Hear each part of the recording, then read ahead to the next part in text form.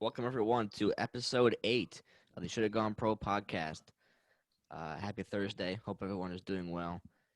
Um, we have some stuff to talk about today. We waited a little bit so that we could talk about the reserve picks for the All-Star game. So besides the replacement guys, we have the full rosters. So that's definitely going to spark up some debate within the NBA community.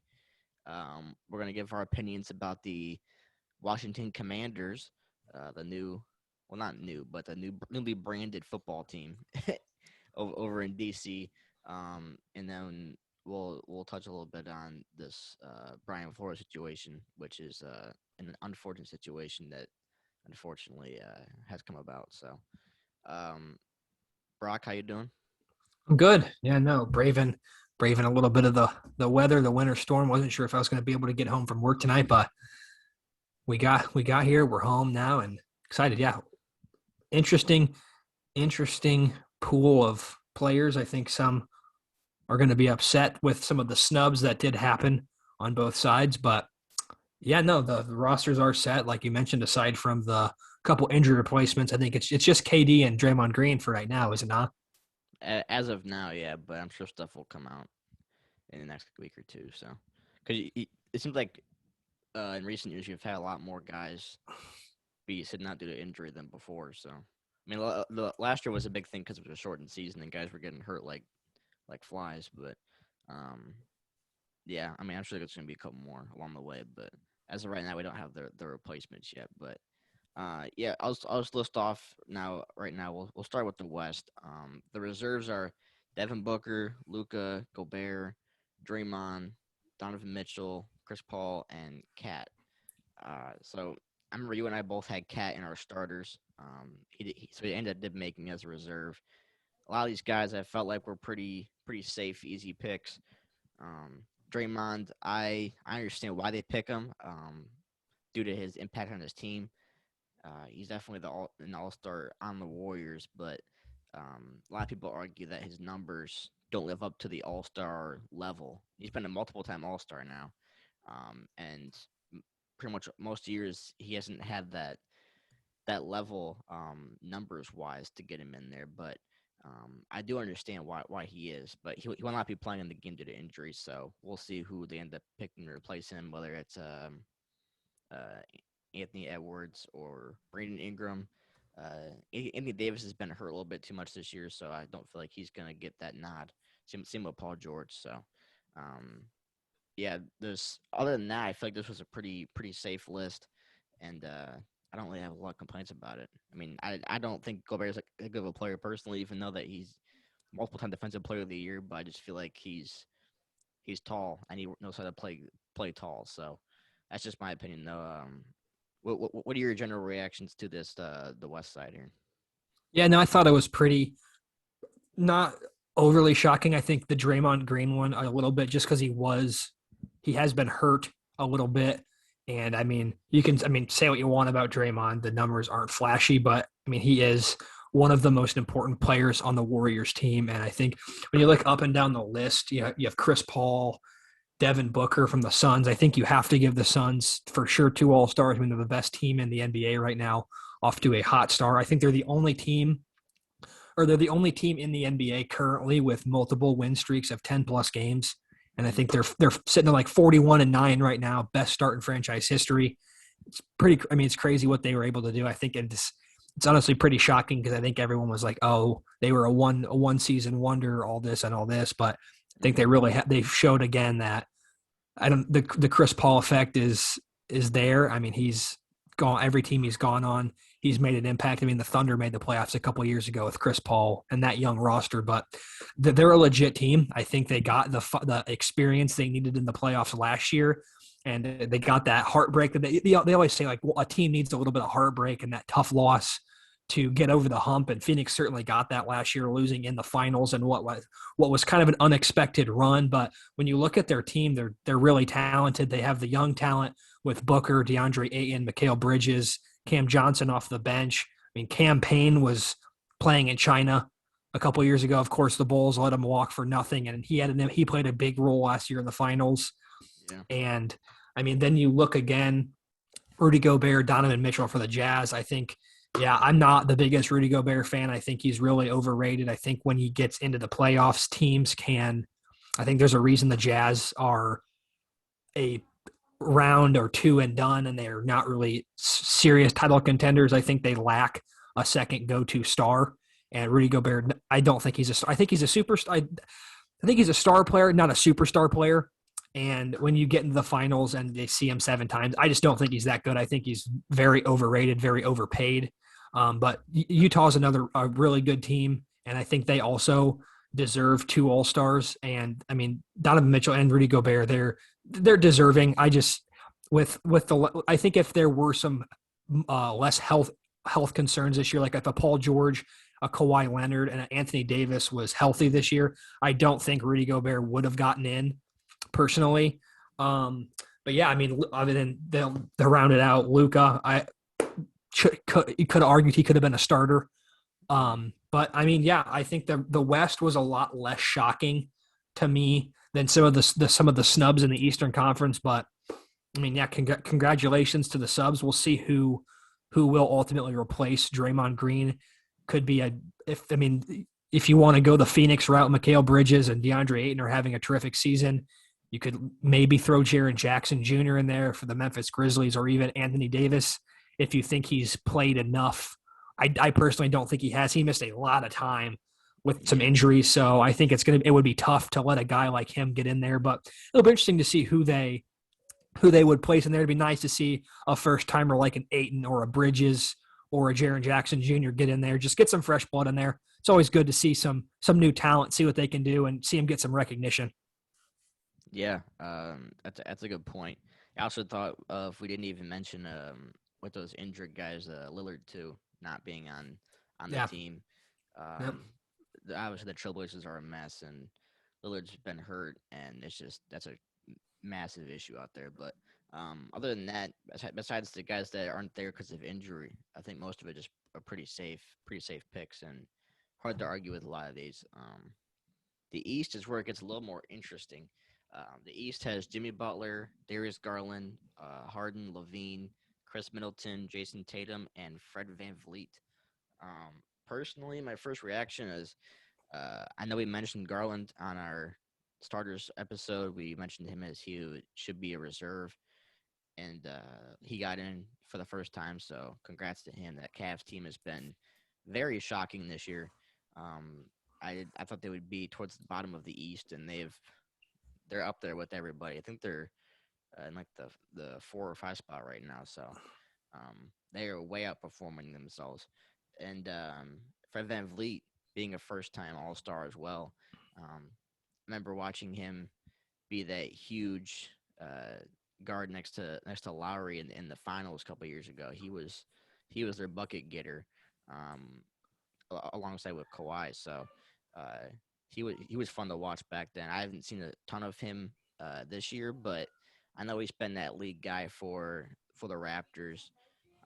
Raptors haven't been great this year, but they have some bright spots, and VanVleet taking that next step is pretty cool. Shams said that he's the 4th undrafted NBA player to be named an All-Star. So, I mean, props to him for that grind and getting all the way there. I think you could have argued other guys to get in over VanVleet, though, but I'm not upset about the pick. Everybody else, I mean, Butler has kept that Heat team at the top of the standings. They've had a lot of injuries this year, but they've kind of fought through it, and they're right up there with the Bulls at the top. Harden, easy pick, LaVine, Tatum, and a lot of people hate on Middleton. I think that he, yeah, I would be one of them. Yeah. I will say though, just jumping in really quick, he really did impress me last year with that finals run that Milwaukee made. He hit several really big shots, and I mean he hit the game winner against Miami, I do believe. Mm-hmm. I mean he really, I mean, which he has to be, because I mean you can't really lean on Giannis that much late in games, and I feel like you need a basket just because he's very limited at the free throw line and from beyond in terms of a jump shooter. So, I mean, if Middleton can continue to take that next step and continue to be clutch like he was all throughout that finals run last year, he really did grow on me last year. I thought he disappeared a lot in Milwaukee's previous playoff runs, but he was a shocking surprise last year, and I thought he complimented Giannis tremendously well throughout that entire finals run. Hit big shot after big shot, had some big moments, and I mean, so yeah, I'm all for him being an all-star. I was just definitely one of those ones who I didn't think Chris Middleton was was a top player in the NBA, but definitely, he's climbing up my list. And I'll give him a little bit more respect. I won't slander his name as much as I probably have in the past. No, yeah. I've always liked Middleton, and he really impressed me during last year's playoffs because they would put the ball in his hands a lot in the clutch, like you were talking about, kind of giving him some ISOs. And I mean that Bucks team really just had everything firing in the playoffs, and Middleton was a key part of that to kind of help space the floor for Giannis. And then if they need to get a bucket, he was their go-to guy, even though Giannis is the star there. So I do think that he is deserving. Some players that we mentioned before, Miles Bridges and LaMelo, both out of Charlotte, not getting nods. I think those two definitely could have gotten in. I feel like one of them might get in with the Durant injury. We'll see if other people are able to stay healthy too for the time the All-Star game comes around. But I was surprised we had no Hornets in this, either one of those guys. Jared Allen was one that people mentioned a lot because that Cavs team is soaring, and he's been a paint beast for them. Bradley Beal is another guy that Wizards team started off hot, and they've just fell apart completely. But Beal still puts up numbers.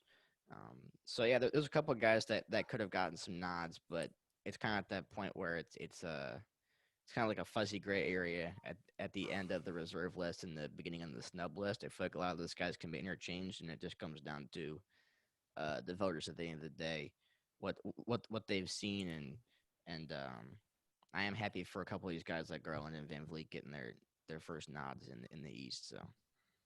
Yeah, no, absolutely. Like I said, I like seeing some fresh blood in the All-Star game. It'll be interesting to see. I'm kind of on the side of, I think the NBA All-Star game is mostly just a popularity contest. So I was a little surprised that LaMelo didn't get in, just because, I mean, he's having a good season, but he's a big name. And I mean, he's turned Charlotte around. Charlotte's been kind of I don't want to say a laughing stock, but kind of a punching bag the last couple of years. They'd make it into the playoffs, and they would be an 8 seed. They would sneak in. They were just kind of stuck in that no man's land where you're not bad enough to tank, but you're also not good enough to ever compete for a championship. And I like the pieces they have in Charlotte. LaMelo Ball, Miles Bridges, Gordon Hayward. But yeah, I think it'll be interesting to see a couple other guys I think that got snubbed, Bam Adebayo with the Heat. I think that was kind of a pick between him and Jimmy Butler. I think one of them was going to get snubbed. I'm happy with Jimmy Butler making it. He's putting together good. Again, those two have both been pretty banged up this year for Miami. They just have struggled to get healthy. But I mean, Jimmy Butler, great player. Obviously James Harden, what he does. Hard to argue against that. I think it'll be very interesting. I think that Durant spot is going to open up a lot of stuff for like maybe a Jaylen Brown, or as we were talking about, Jared Allen, who again, another putting together a great season for Cleveland who's on a really a turnaround this year and has shocked a lot of people, I'm sure, as well as the Memphis Grizzlies. But yeah, I mean, again, I think Eastern Conference definitely surprised me a little bit more. I think Garland is definitely very deserving. When you look at the numbers he's putting up this year, just under 20 a game, 8.2 assists. And I think when you think about it in terms of that, he's also doing it without his backcourt mate, Colin Sexton. Mm-hmm. So a lot of the scoring and facilitating is on him. And I think it's also pretty impressive that he was a guy coming out of Vanderbilt in college. I think he only played like 6 games with a knee injury. So he really hasn't had all that much experience against higher level competition. I think this is his second or third year in the league, obviously, but so he's gotten his wings under him a little bit there. But I mean, he missed out on that development period in college that I think was very crucial. So I mean, yeah, he put a tremendous season, and I think Cleveland's going to be a team to watch down the stretch that I think could match up well with some teams with that size, with Evan Mobley and Jared Allen in the middle, and could give some teams some headaches in the playoffs. But yeah, I can't really say other than LaMelo Ball getting snubbed in the East that I'm overly shocked. I thought him, Fred VanVleet, and Darius Garland, the three of them were pretty interchangeable for those last two spots. But I am happy that Fred VanVleet, Wichita State, shocker, happy that he was able and Garland were able to get their first All-Star appearances. And I don't really think I don't think people can be too mad about who they picked.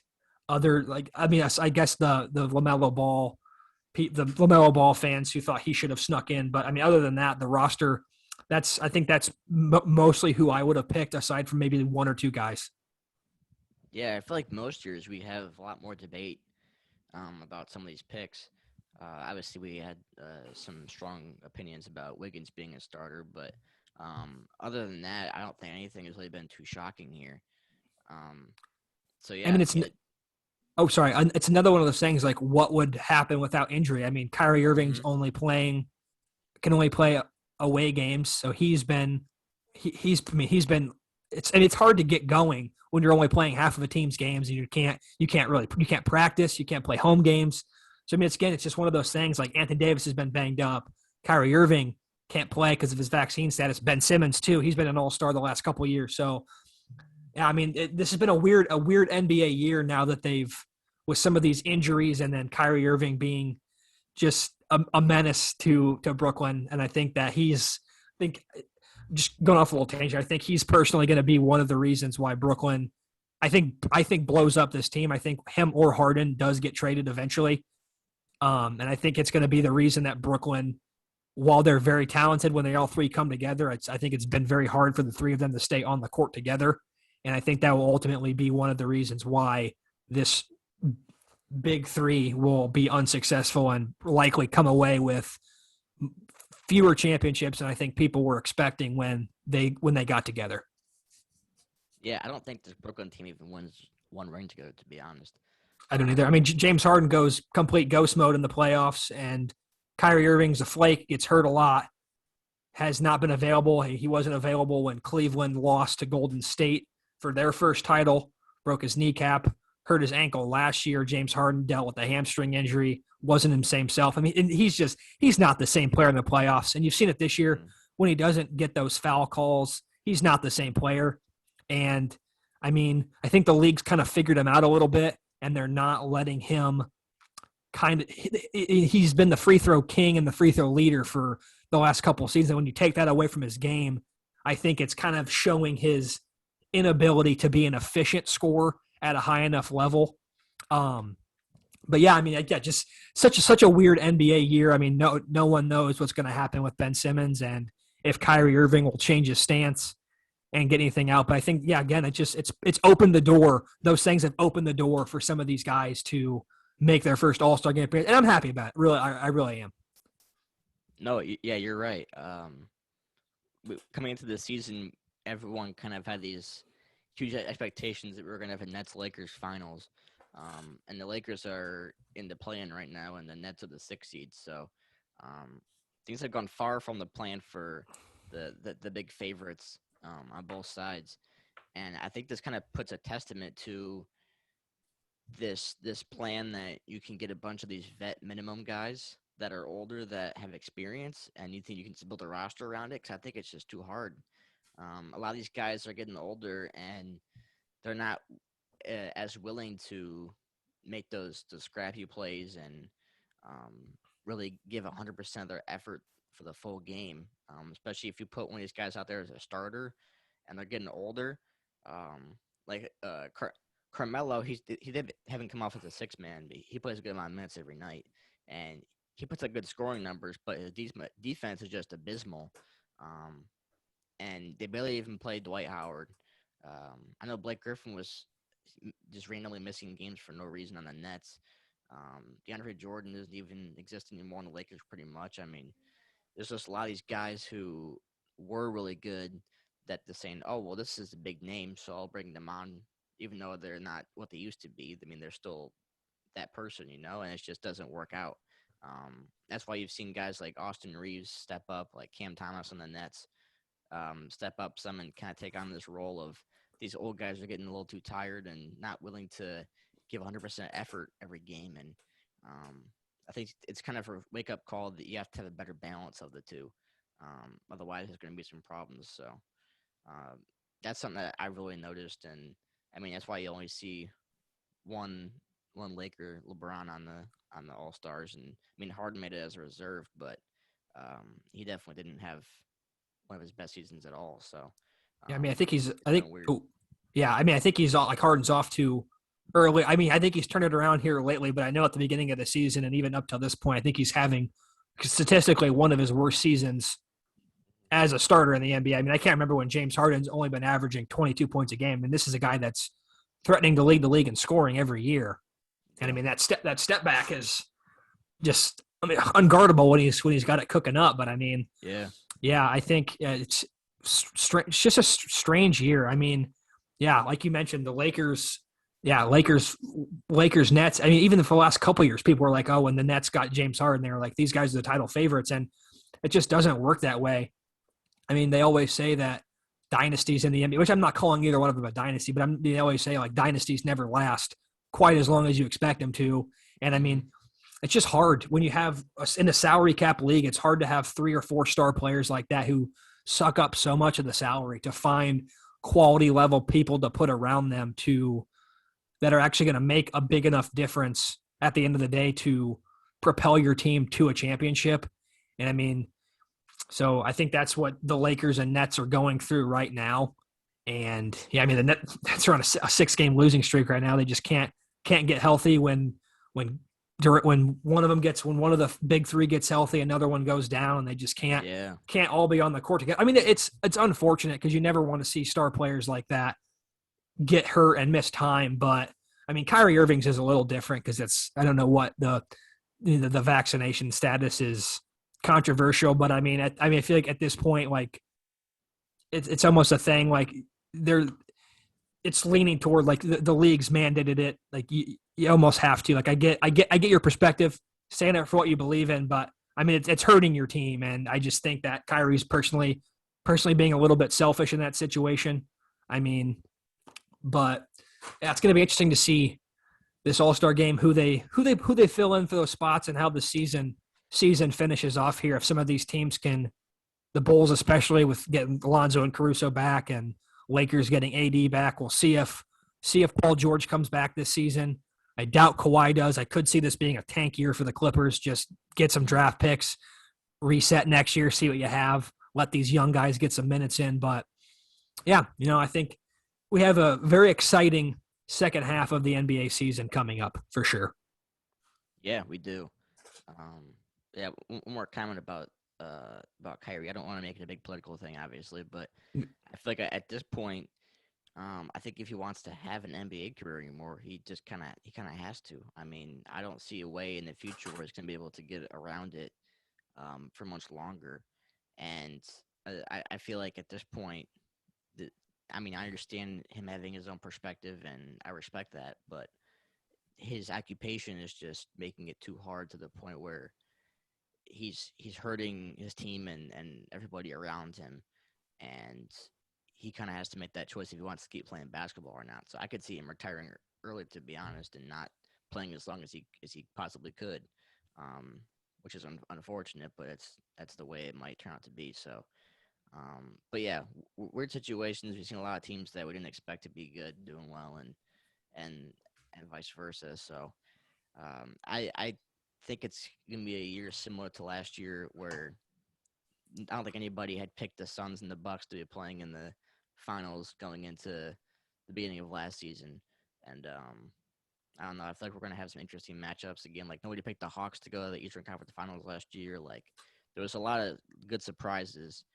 that were fun to watch if you're not a fan of any of those teams and you just want to watch some good basketball at the end of the season because um, like I know my Pistons are gonna be terrible. So, um, so like it's fun to watch these newer teams get in there and these young guys get their chance to shine. So, I think we're gonna have something similar to that this year with some new faces. But yeah, definitely looking forward to basketball as it goes on the stretch a little bit. But um, And I do like the All-Star game now in the past couple of years, how it's been with this extra with that 24-point extra um, for Kobe and I really enjoyed the 2020 game. It was probably my favorite All-Star game I ever watched, just because they were having their fun and their gimmicks throughout the first couple of quarters, and then the fourth quarter they played like it was an actual basketball game. And I think part of it was just because of everything with Kobe and it was like the inaugural time doing it, so a lot of these guys had this built up like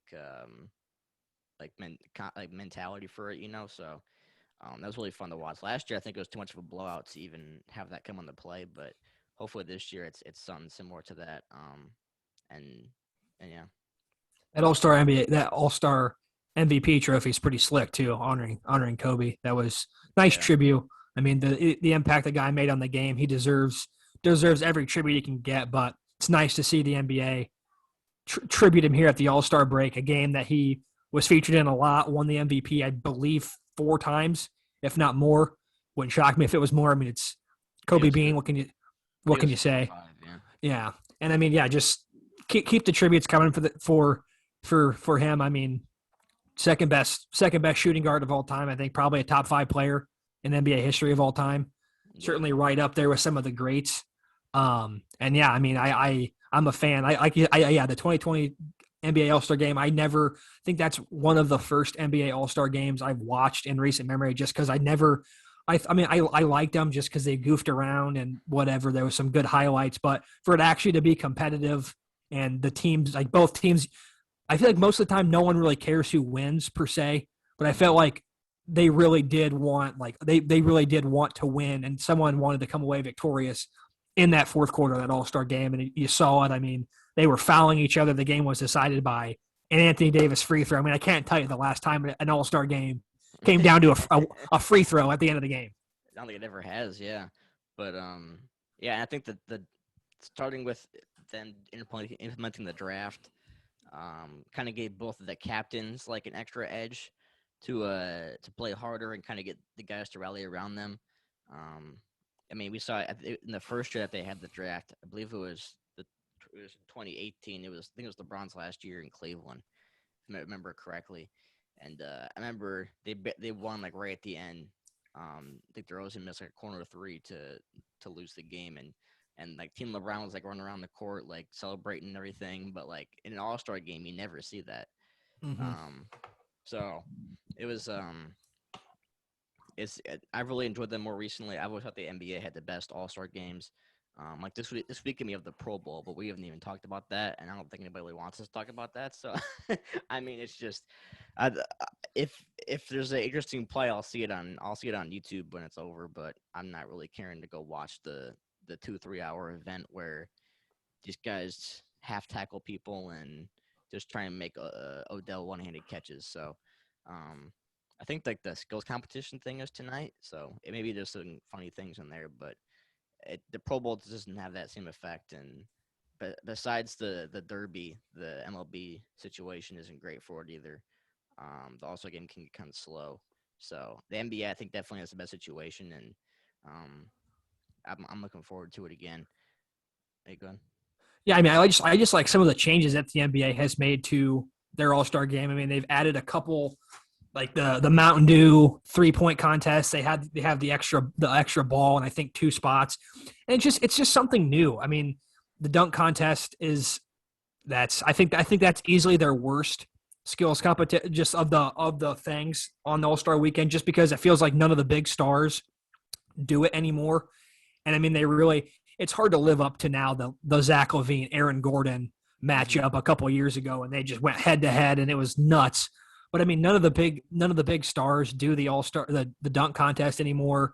But I mean, for the dunk contest to be your worst part of All Star Weekend, I think that says something where the NBA's at. And I just like, and like they had their own skills challenge. It's nice to see some big guys and guards go up against each other. Yeah. It's always interesting getting down to the shooting part when they have to make a 3-pointer to win the whole thing. But I mean, yeah, it just feels like some of these other like the Pro Bowl and the MLB All Star Game, they're just so stale, and it's the same thing. Like other than the home run derby, no one really cares about the MLB All Star Game. Mm-hmm. And I just like some of the tweaks that the NBA has made to their All-Star weekend to make it more enjoyable and more appealing to some of these fans. Yeah, 100%. The dunk contest, like you said, being the worst thing is a pretty good thing in the grand scheme of things. Um, I remember watching the 2016 one, and I think everyone that Aaron Gordon's been in has been really good. Same with Levine. The last couple of years, they've kind of fallen off a little bit, but that was some high expectations to live up to. So um, I don't think that I heard some rumors about the dunk contest guys, but I don't think that Wilshire or Sam's actually came out and confirmed it yet. So I think they're gonna do that next week is my guess. So they haven't announced 3-point contest either. So we'll talk about that when it gets to it. I don't have a lot of comments about the Rising Stars except for they are doing the 4-team tournament with 7 players on each team, and they're mixing up the rookies and sophomores together, so it's not USA versus World anymore. And then they're also adding in 4 G League Ignite players. So I'm not a big fan of that personally, but I mean it is what it is. We're trying to promote their G League stuff, so. Um, but I do think that would be fun. I don't know if it's a draft or if they're just picking teams for them or what, but that could be something fun to watch. Um, see some of these young guys in there. Um, but other than that, I do think the NBA is the best All-Star weekend, and I always look forward to watching it. I mean, you see guys actually trying in like the skills challenge and the 3-point contest. My contest has been a little iffy, but I mean, the NBA is so focused on threes nowadays that it's fun to watch these guys like Steph, Clay, Booker go out there and put up these insane numbers in the 3-point contest. So I'm looking forward to it. No, for sure. Yeah, I love the 3-point contest. I don't. Yeah, I don't know if I've ever watched any of the Rising or the Rising Stars challenge or anything, but yeah, always look forward to the 3-point contest. It's always fun.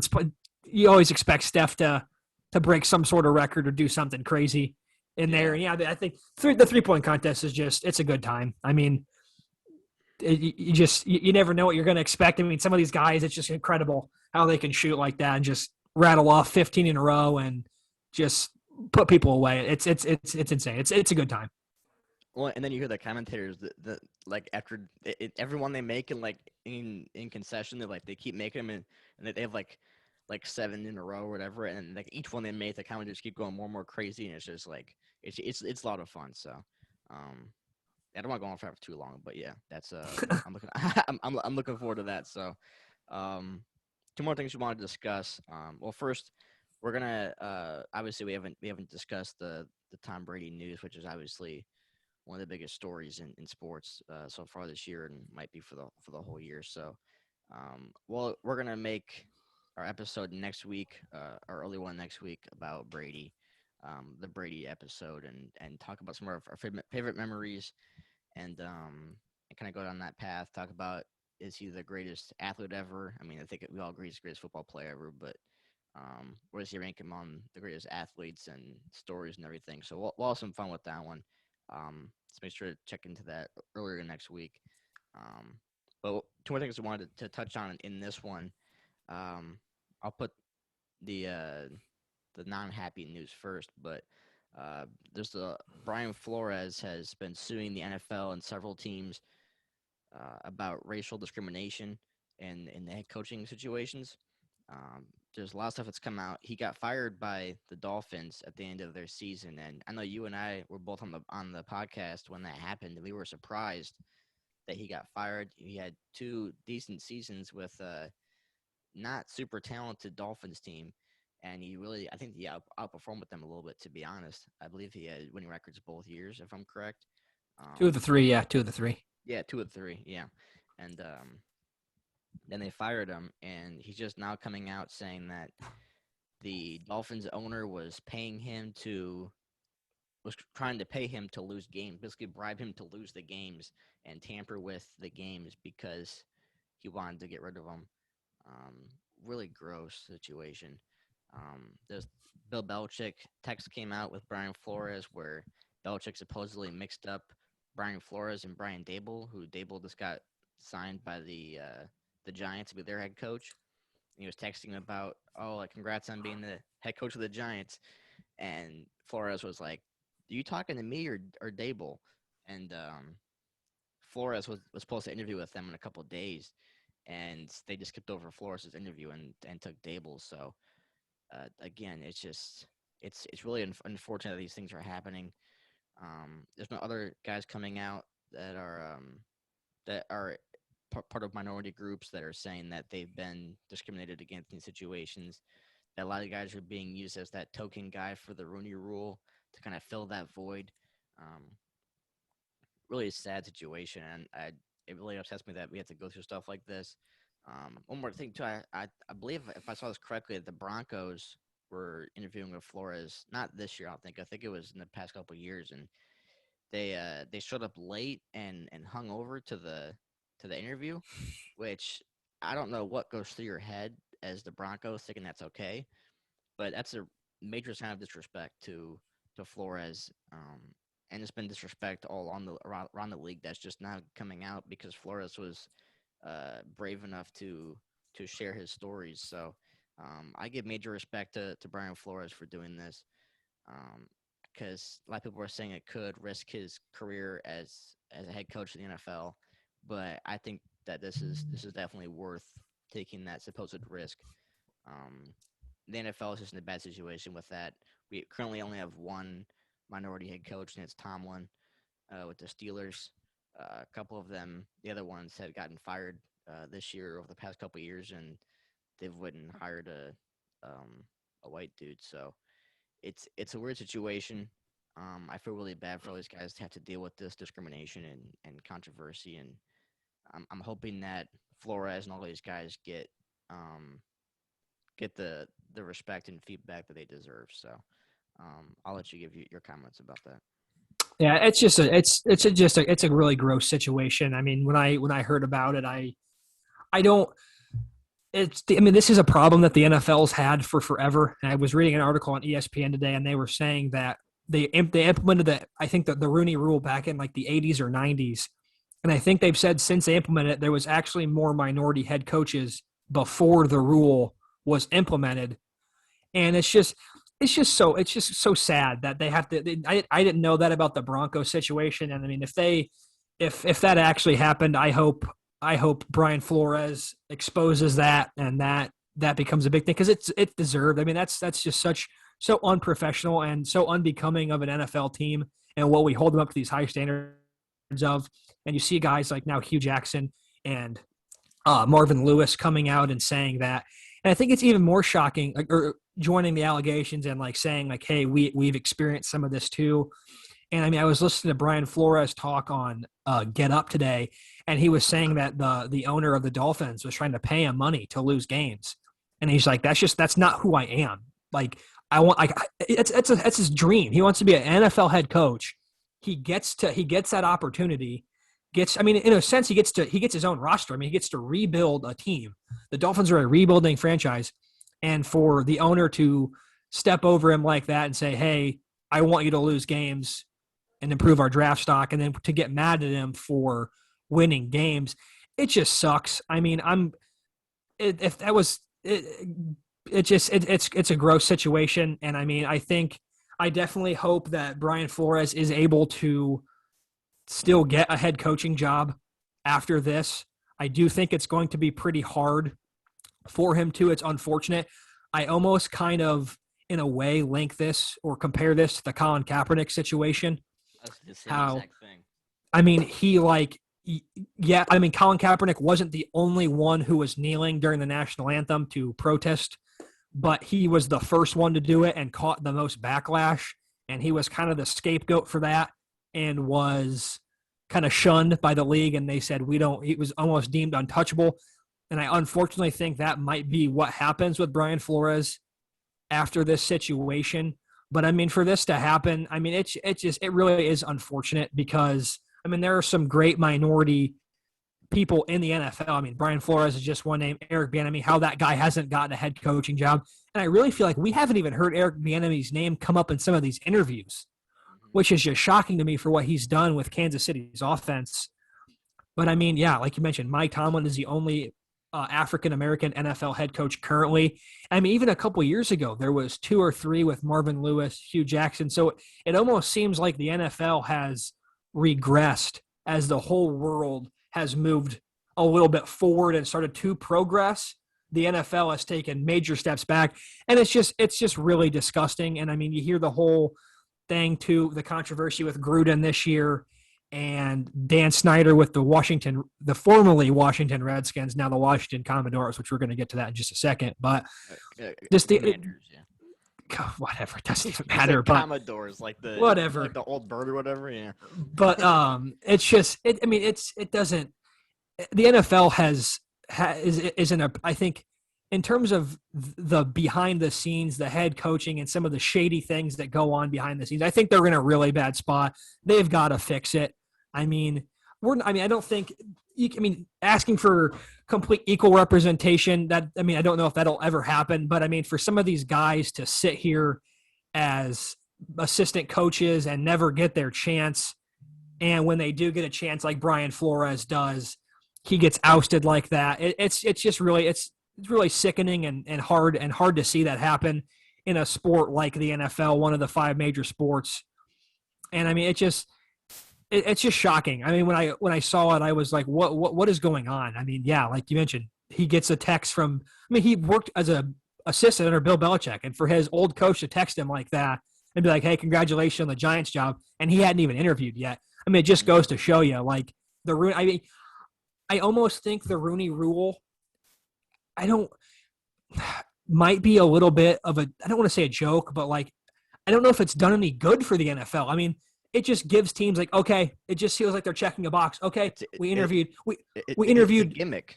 It's a cop out. It's a cop out. Oh, we interviewed one minority coach or a coach or executive for our position. We're done. Like, we don't even have to consider him again. Like, it should. I mean, and it's a joke. It's BS. I mean, you cannot tell me that some of these minority head coaches and executives are not deserving of these roles. I mean, Adam Gase and Joe Judge were head coaches in the NFL, got multiple chances. Adam Gase got multiple chances with 2 different franchises and tanked them both.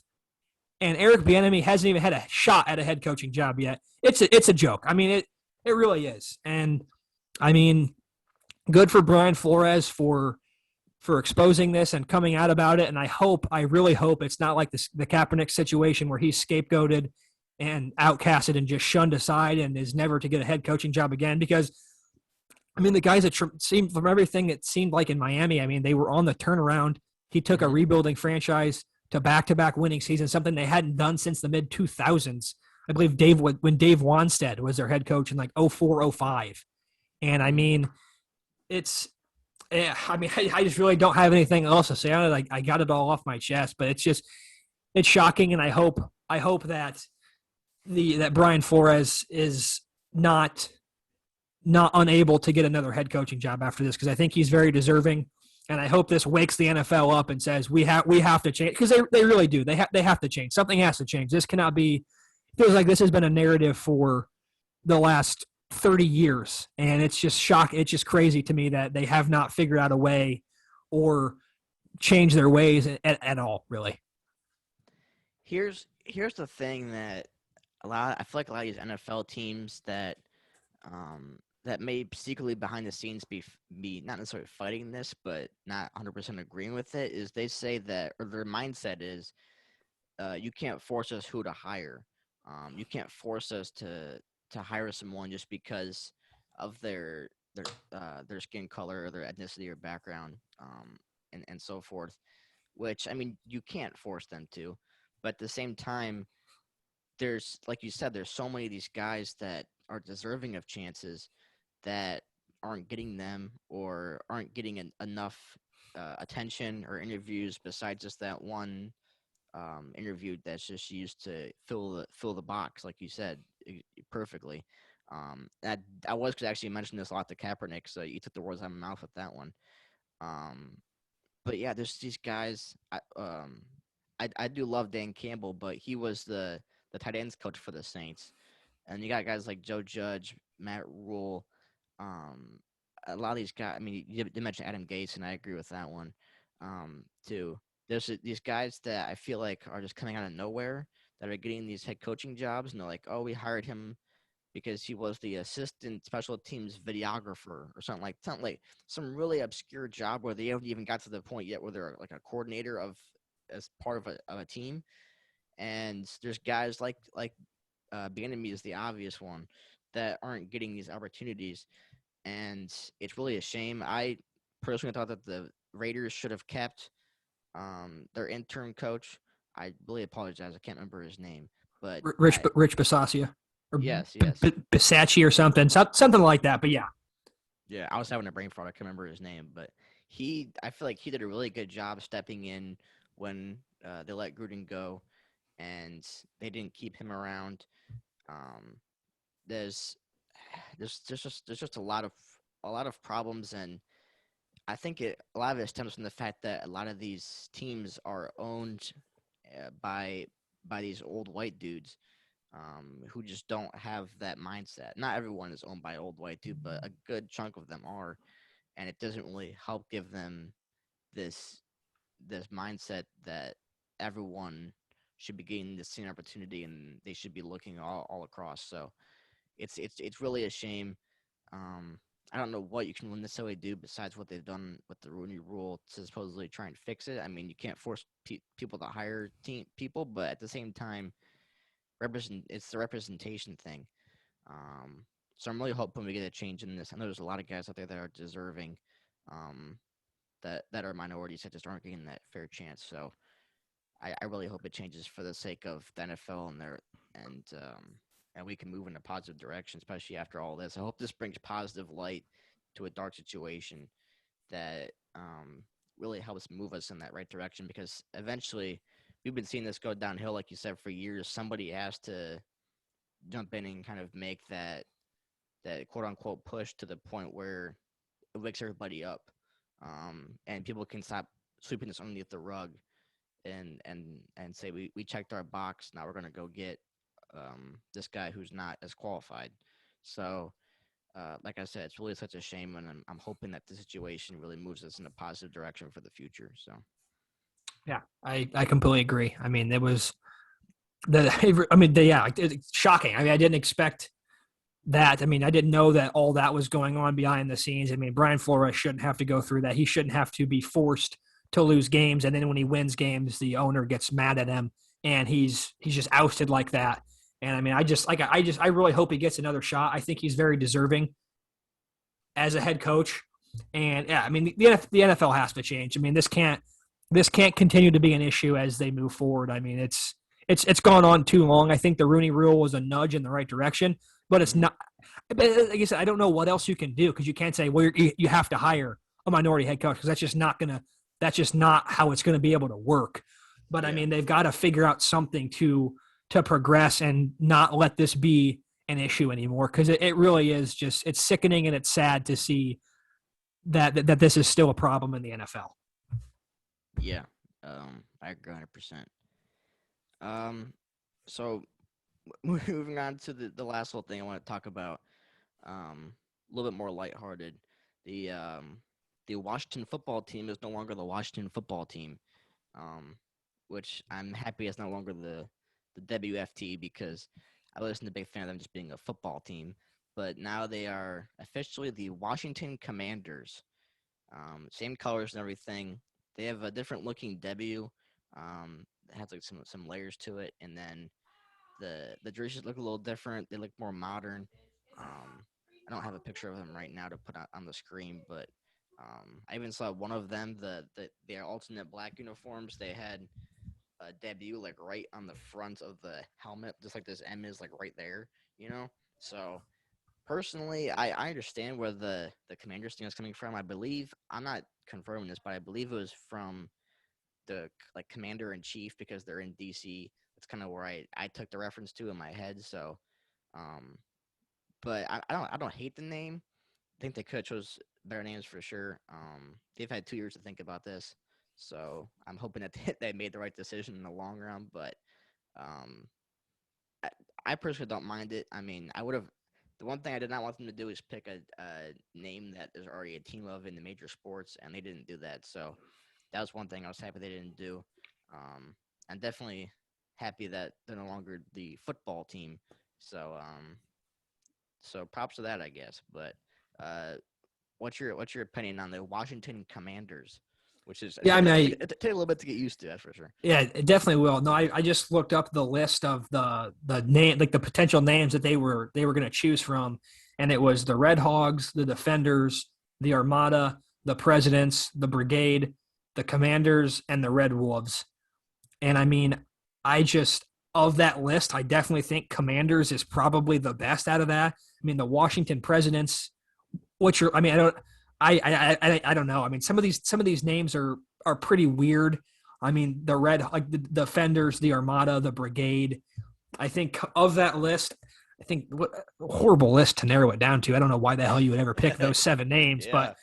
I mean, yeah, I think definitely. I didn't like the football team. It was strange. I feel like they needed a name. It's weird to have 31 NFL teams with a mascot and then to just have a football team. It made no sense. Yeah. It made no sense to me. Yeah. But no, I mean, I like it. I think, like you said, the uniforms are pretty. They're pretty nice. They look slick. I mean, I think they did put a lot of thought and time into this. Obviously, they did have 2 years to think about it. But I mean, for those, I think they definitely picked of those names I listed off. I'll list them again: the Red Hogs, Defenders, Armada, Presidents, Brigade, Commanders, and Red Wolves. I definitely think Commanders. They picked the winner out of that bunch. Granted, it's not the best bunch of groups there, but I mean, yeah, I think it's gonna be weird to call them the Commanders after they were the Redskins for so long, and then we got used to calling them the football team, and then now they have a new name. But I mean, I saw that on Twitter they had cars driving around DC and the surrounding areas handing out merchandise, and I mean, smart, get the name out there, get people used to it. I mean, it was another one of those ones where, kind of like the Indians, they had to change their name, and I mean, it's always tough when you've had a name like that for so long. I mean, the Redskins was, I mean, it felt like it fit. Like after a while, it like the Washington Redskins. It just made sense. It just kind of fit. And I mean, it's weird to see them change their name. So I definitely think it's going to be weird for a while. People are like, well, that just doesn't seem right. It just doesn't fit.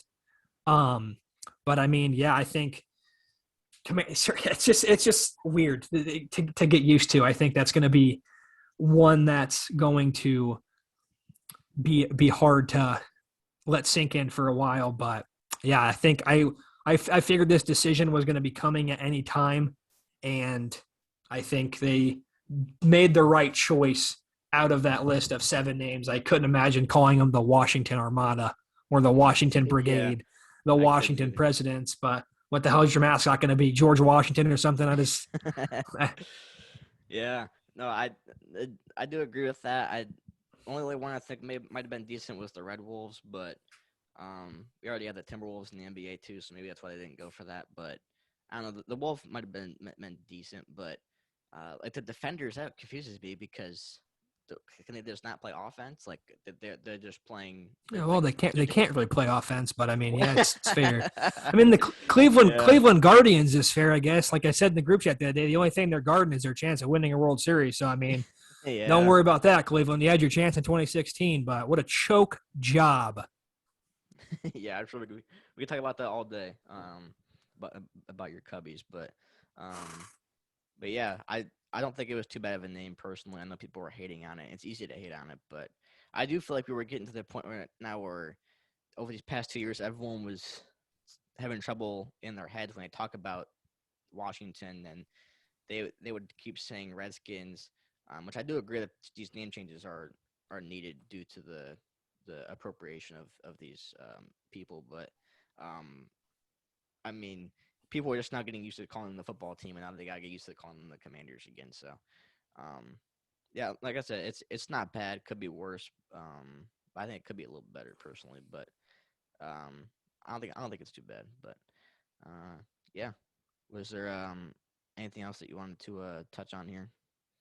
Just before we preview the Tom Brady, or before we do the Tom Brady episode, I just want to say, yeah, me and Eric's prediction that he would wait till after the Super Bowl or come back and play a season in spite was very far off. It turns out he wanted all the shine before the Pro Bowl and the Super Bowl, and stole all the headlines and probably will for the next couple weeks. I mean, obviously, one of the best of the not even one of the best football player easily in my mind of all time, walking away from the game. And I think next week we're going to do some of our favorite or top Tom Brady moments, and then I think we're going to bust out our Mount Rushmore of professional athletes. So Mm-hmm.